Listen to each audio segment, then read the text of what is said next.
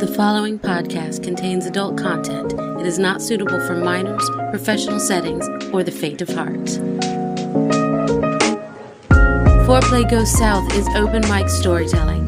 Hosted monthly by Metanoia, attendees share their intimate, sultry, salacious tales.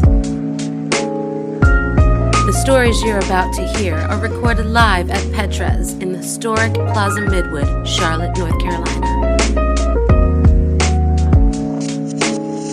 In this bonus episode, our storytellers explore their orgasms in all their varied origins and forms.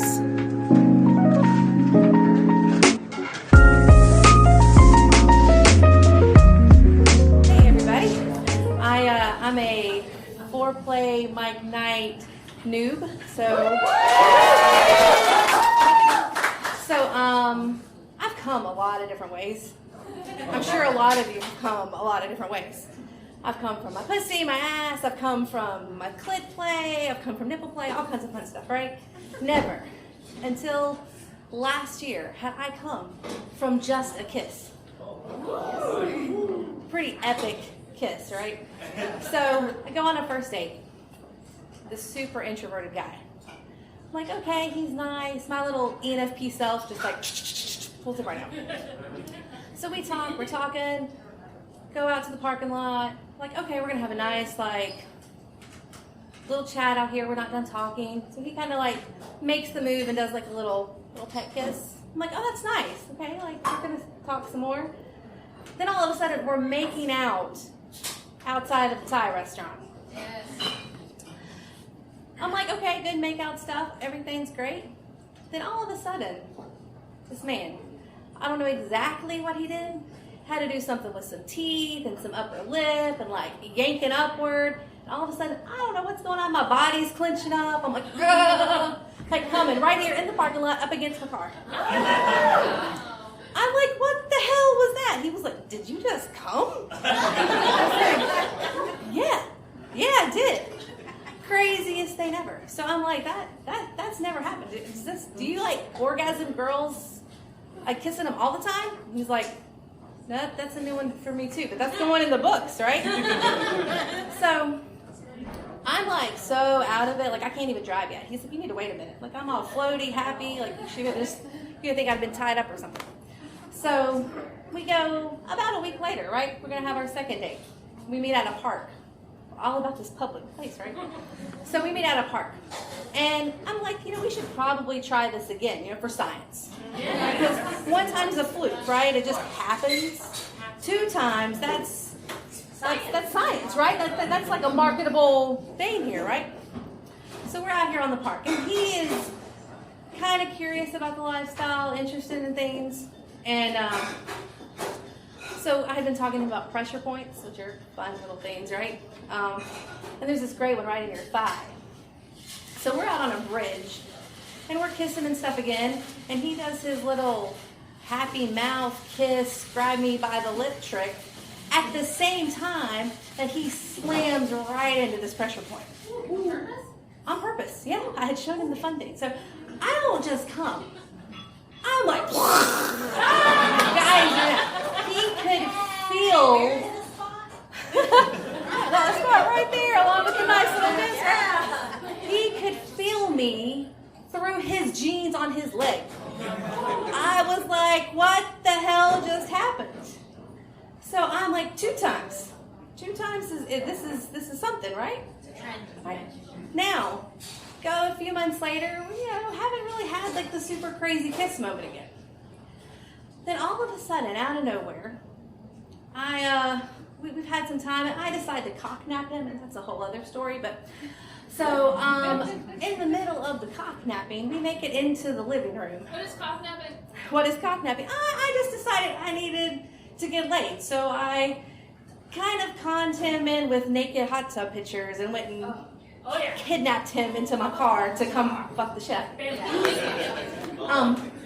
So we're in the living room, and wham bam, thank you ma'am, another orgasm kiss. Problem, I wasn't wearing underwear that time. So there was a little bit of cleanup on aisle 3, if you know what I mean. But 3 times the charm, I was like, you need to like start classes, because how many men out here know how to orgasm a girl from a kiss? Well, not on the lips. But that is my orgasm kiss story. Thank you very much.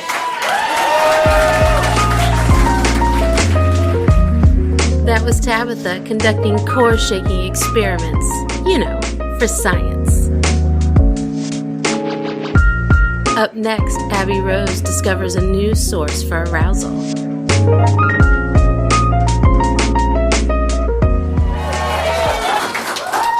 The story I told when I first came to Foreplay Go South is the story I'm going to tell now.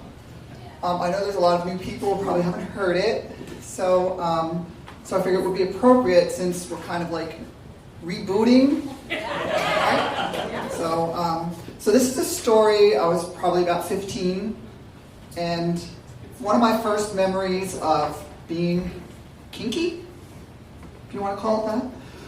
So when I was 15, my mom, I was the youngest of 5. So my parents would go and do a lot of traveling, and they trusted me to stay home because I was very responsible. Oh boy, they didn't know things. But anyway, so I would have time, in the house. And one of my brothers had like these little toy handcuffs, like a big key for it. And they always intrigued me.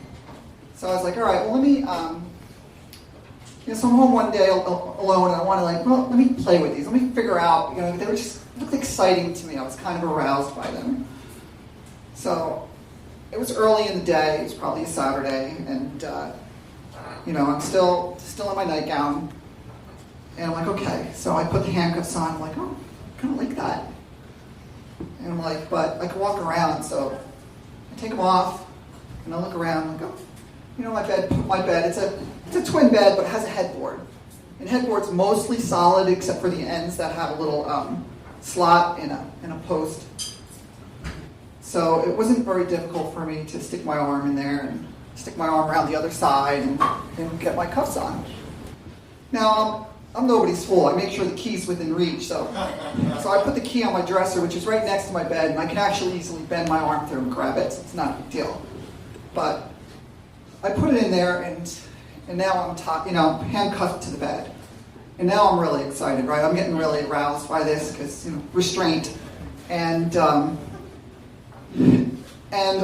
able to, grind myself into an orgasm. And it's very exciting for me because, you don't orgasm. Well, maybe I did orgasm quite a bit, but anyway, it was not in this way. So it was very exciting, and it would continue for quite a bit until I got tired. I'm like, all right, enough of this. So I reach my arm around and I go grab the key and I go pull it off the dresser, and lo and behold, it decides it wants to fall off the dresser onto the floor. So I'm like, uh-oh. And I'm thinking, well, what do I do now? So I can't reach down with my arm. So, I try with my feet, and I'm trying to grab it with my feet, trying to grab it with my toes, and somehow I managed to slide it under the bed. I'm like, all right, now there's a problem. So now I'm trying to test the wood on the headboard, and it was thick. It was probably, like a 2-inch by 2-inch square side piece that was around. So I'm like, okay, I'm not breaking through that. Maybe now, but no. So now the fear starts to set in. Okay, and for those of you in the lifestyle, you know what fear can do to you. Okay, especially when appropriately applied. So I get aroused. And sure enough, out comes another orgasm or two. It was very arousing. And every time I get tired and try to struggle and get the key, it would kind of repeat the cycle. I realized at some point, because I still had my brother living in the house, at some point he might end up coming home, and then I'm really screwed because then someone's going to catch me being tied to my own bed. But I consider myself a little clever, so on my dresser is also a bobby pin. And I'm like, okay, well, maybe I can use the bobby pin. You know, so I reach around, I grab the bobby pin, being very careful this time not to drop it on the floor. And I take it, I'm like, okay, so how do I use this? So I open it up and I fumble around in the lock, and it's not doing anything for me. I can't get it, and I'm getting frustrated, I'm getting angry, I'm getting scared. There's the fear again. And sure enough, the fear again starts getting me aroused. And of course, I go through the cycle again. Ultimately, I did manage to use that bobby pin to unlock those handcuffs. I learned two things that day. One is I learned that restraint really turns me on. Really does. And I learned how to pick locks.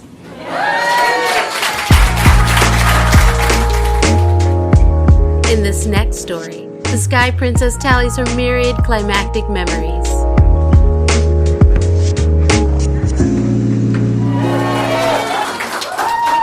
I'm going to do chronological order of my orgasms.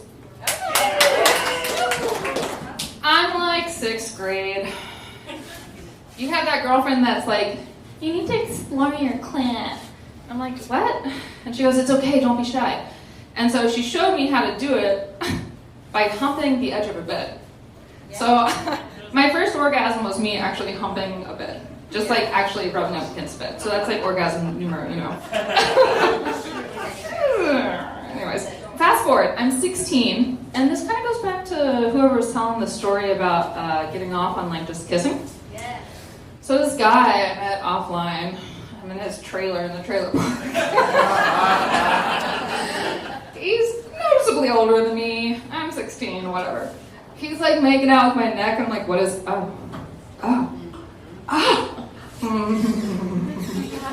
And he goes, did you? And I said, no. That was my second.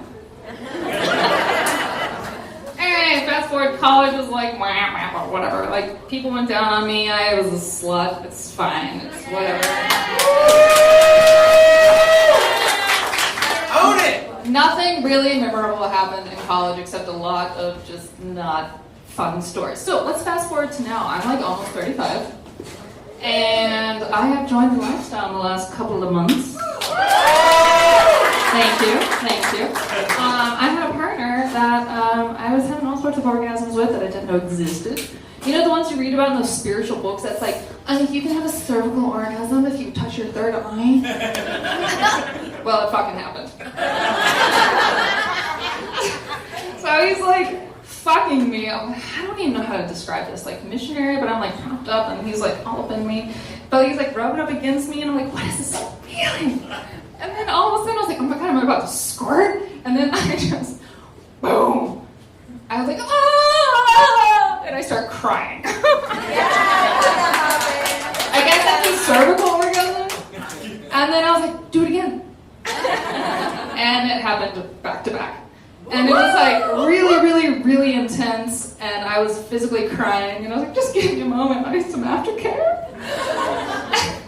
It was really beautiful though. Like those things exist. Cervical orgasms exist. Try it. You just have to be super duper comfortable with the person and trust them and power through that pain of what the fuck is this feeling, and then and all this like trauma. I'm getting a little deep here.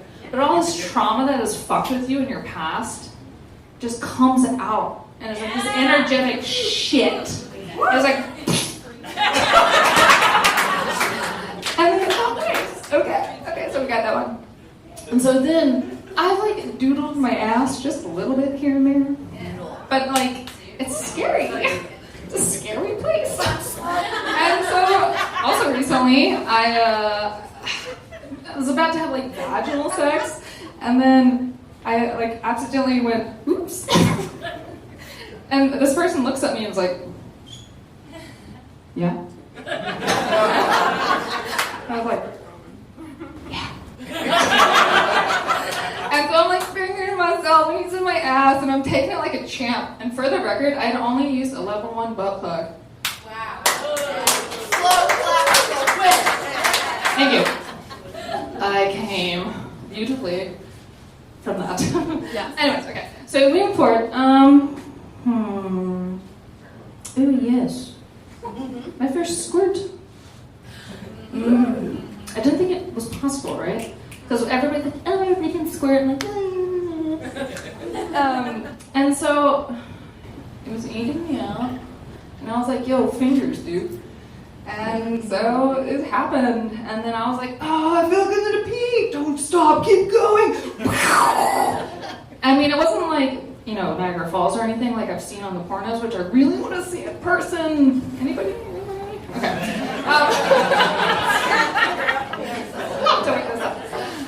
But yeah, after the fact, this person was like, yeah, you definitely squirted. I said, excuse me? And he was like, yeah, you like in my mouth. And I was like, oh my God. And this is going to be really a little too much information. But I was like, no, I didn't. And I went on the comfort and I was like, oh my God, it has a different scent. I squirted.